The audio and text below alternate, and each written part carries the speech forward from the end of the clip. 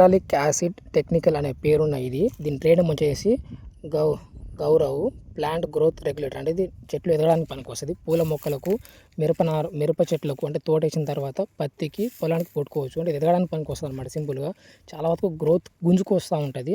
ఇది వచ్చేసి ఎకరానికి ఒకటి వాడుకోవచ్చు, ఎకరానికి ఎక్కువ వాడదు. ఎకరానికి ఒకటే వాడుకోవాలి. అది కూడా ఒకసారి మందులు అమ్మే వాళ్ళని అడిగి తెలుసుకొని వాడుకోవడం బెటరు. ఎందుకంటే ఇది కొన్నిసార్లు ఇబ్బంది అయ్యే అవకాశం ఉంది. డోస్ ఎక్కువ అయితే మొత్తం ఎరుపైపోయి చచ్చిపోవడము, మన పంట మొత్తం ఎరుపైపోవడము, అంటే ఇప్పుడు గడ్డి ముందు కొట్టిన చూసినారా, ఈ రేంజ్ అయిపోవడము జరుగుతూ ఉంటుంది. ఎండిపోయిన గడ్డి లెక్క అనమాట.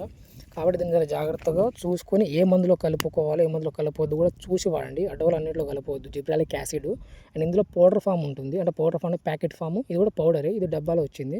ప్యాకెట్ ఫామ్లో ఉన్నది మాత్రం దాన్ని కొట్టడం వల్ల కొంతవరకు అయితే పంట అనేది ఏ పంటకైనా కొంతవరకు ఎరుపు అయితే వస్తుంది, ప్లస్ కొంచెం గ్రోత్ వస్తుంది. కానీ ఎరుపు రావడం వల్ల కొంచెం ఇబ్బందిగా ఉంది. లేని కొత్త రోగం కూడా వచ్చేలా ఉంది. కొత్త రోగం లాంటి సిమ్టమ్స్ అవుపడుతుంది. సిల్వర్ రోగం అంటారు కదా, అలాంటివి అవుపడుతున్నాయని చెప్పేసి ప్యాకెట్ ఫామ్లో ఉన్న మందును వాడడం వల్ల అలాంటి సిమ్టమ్స్ ఉన్నాయని చెప్పేసి చాలామంది రైతులు అంటూ ఉన్నారు.